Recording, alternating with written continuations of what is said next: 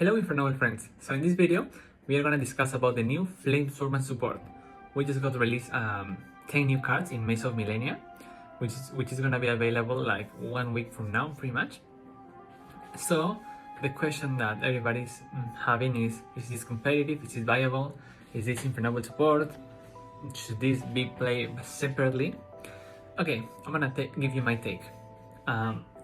First, start news. I think the best version of Infernoble doesn't really benefit too much of this engine. I think you could get away with playing like 3 cards of this engine just to get like 1 extra interruption when you go first, but that's not really solving the text problem, so probably we stay away from this. But we have to show respect to the OG Fire Warrior, like the first one that made an impact, and that's Flame Swordsman. So out of that respect, and because I watched the anime and I like it, I decided to still develop like, okay, but what can we do if we have to play these cards? And I come up with a really good take in my opinion, because I'm about to show you a 2-card combo that ends on 8 interruptions, utilizing the Flame Swordsman engine. Now, of course, 2 cards, but you need this card fodder, okay? But then you kind of get it back with the rest of the combo. So now, what I'm about to show you is that, then we discuss a little bit of the deck list, and then we talk about these new cards. So let's begin. Well, we have Aurora, which is a quick effect. Yeah, wanted, because this 2-card combo requires the Sinful engine and the starter of this new Flame Swordsman engine. So well, I'm just showcasing that you can use both in draw phase, which is nice to play around the roll. Then which one should you commit first? Depending on the rest of the hand. At least he by itself can be a 1 card, the new boss monster, so probably you save him. But if you have different pieces, you may change the order. Okay, so now we switch, we cast an engine. After that we summon this guy. What is he doing? On summon, he's a Aurora of a spell or trap of the archetype. And then when he gets to the graveyard, he gets to mill a monster of the archetype. Yeah, so we wrote it for this. This basically says branded lost, because yeah, we normally summon anything, this all year sublimation, any fire warrior, and the opponent cannot Ash, Imperm, or at resolution cannot roll. Then we don't care about that right now. What we do care about is you can cost a monster and then special summon the OG Flame Swordsman. And then it has a cute like effect to protect in battle phase, but it requires setup. I don't think it's too good. Like, if you have it on board, yeah, sure, keep in mind that this exists. But now we use the effect, we cost another non-engine piece, and we summon the Flame Swordsman. Now we utilize the new Fighting Flame and the Witch to make IP. Why IP? Because she's nice as double interruption. Just basically investing 2 bodies. Also, now we get to trigger the graveyard effect. So we mill, yeah, 1 monster of the archetype. So we mill Salamandra. So this is basically, it is nice, just not too open, but nice to utilize. Because when this gets sent to graveyard, we search a Salamander spell or trap. Also, this in graveyard has a cool effect that is basically Infernoble graveyard effect. That's all you need to know. And now what are we searching? We are searching 2 interruptions, but with setup. So we just save this until the end of the turn. Now what you need to know is we use the Snake Eye now, and what are we gonna cost? This, because this was already used. Yes, now we summon this Ricardero and bring back Fighting, because thankfully enough, he is level 4 Fire Warrior, which enables Angelica. Nice, clean. And if something happens to Angelica, at least we still have this as an interruption, which is like a Book of Moon, and then IP, which is 2 interruptions. So I think this is fairly resilient to hand traps. Probably not Nibiru, but I mean other hand traps. Yeah, before Angelica, you just use this to search, to draw. We are just searching another Ash to showcase like we are getting back what we invested. Now we make the Angelica, we get Museum, we utilize the new guy in graveyard, Salamandra, to trigger Angelica. because like I'm telling you, this says you can target a warrior, equip as an equip spell. Yeah, the same, but doesn't do anything unless you are equipping to the archetype. Then you get 700. Again, not relevant. What are we milling? Well, over here, and summon Roland. And now the opponent may not expect this, but your next play is not gonna be try to summon a level 4 to make Charles. No, we are gonna utilize the fact that the Flame Swordsman it is a level 5 non-tuner. So we make Baron de Flon right there, using the best of both worlds. Yeah, quoting Hannah Montana. And now we use Museum just so we have the other effect live and we can revive the Ogier, equipping and Museum summon. Of course we are gonna use Durendal, but wait a little bit. We mill the Turpin. Now we use Durendal and we revive the Turpin before we actually activate the effect. Yeah, because we need an equip on board, you know.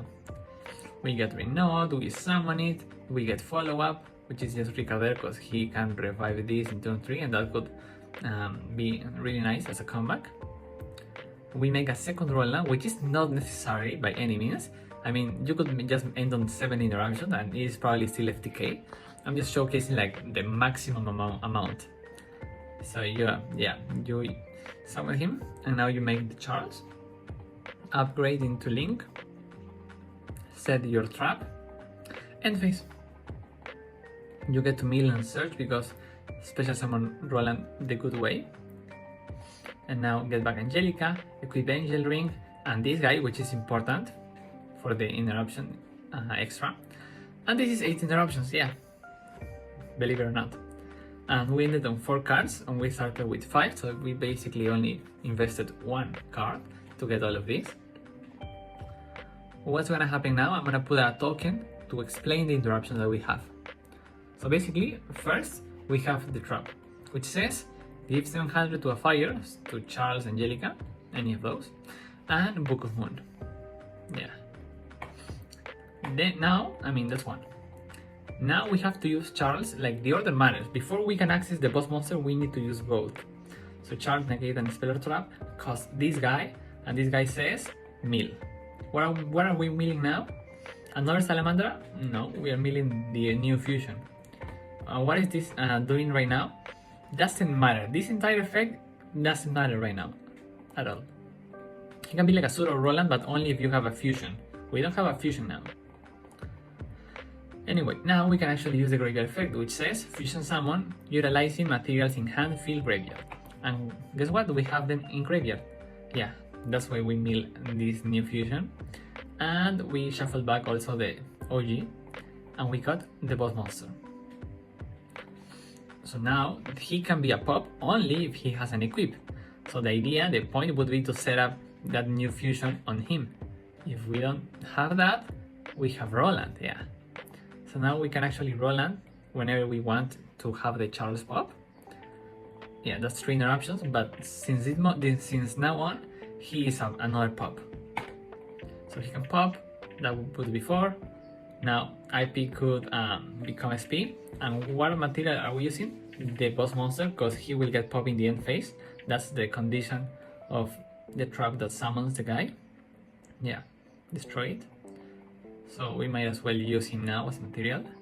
And SP, you know, is 2 interruptions, banish and banish. And then, yeah, you have Baron to have the 7th interruption, and then Angel Ring has the 8th. And that's 8 interruptions. It requires sequencing setup, but man, no deck is building 8 interruptions. Of 2 cards, remember. Like 2.55, 0.75, I don't know how to say it. Well, now we go to the deck list. So we don't even utilize the full card pool of the new cards. So first, let me explain to you like why. So we also have this equip, which would be nice if we had Isolde as a cost. Well, basically, it doesn't matter that you gain 700. Protects from battle or card doesn't matter too much, unless you are actually like. Remember how we summoned the boss monster? Yeah, you could do that in your turn if you manage to send this to graveyard, maybe with Sinful, and then you can summon it your turn and would get pop, unless you equip this. I don't know here. Well, this only matters for the last effect, which is upgrade. like upgrade your Flame Swordsman into the boss monster. Yeah, that's what it says right here. Fusion, send, and summon. Yeah. Now we also have this. I love this card like the OG Mirage Knight. Back in the Yugi era when he used it to beat like the 5-headed dragon, I think. But this guy doesn't make the cut because he can only be summoned, yeah. I mean, special summon for free when you get destroyed. Yeah, but you won't do that in your turn, and even if you do, he's not a good extender because he doesn't advance your gameplay. He's just there as, oh, we can pop me and the opponent monster, and then if he get popped, you cannot even access the boss monster because it says level 7. You just get, like, the best target to recover of this floating effect would be the starter and, yeah, get the engine rolling again. Not worth, in my opinion. Then the other trap, it is another Book of Moon, and the graveyard effect, it is super situational because it's in the opponent's battle phase, so they could deal with this before or put a negate before. You need to cost a set monster of your own field. Unless I'm mistaken and you can use the opponent's set, then it will be broken. But I think the way it is worded is just your own. And how are you getting a set monster? With the first effect. So basically it is a Book of Moon that gets you a body, but you could sacrifice the Book of Moon, like, you know what, instead of Book of Moon, I'm just gonna set my own monster, so then the other effect, I can actually use it. And then what can you do? Special summon the boss monster. So it's basically a pop, I mean not even a pop, like only a pop if you have in the graveyard this guy or the Roland. I mean, I guess you can have this, yeah, because the first effect, you can summon this guy. And then this graveyard effect, you tribute this that is set, and then get to him. Yeah, so it is a Book of Moon and free body, or a boss monster with a pop. Yeah, but it's not too worth. I thought about playing it even though, just because you have a lot of Roras in the deck, and you might have like redundancy, but then I realized, you know what? If you have all you need, you just search or another copy of this card, or just keep this in hand, because this is not only a Rora.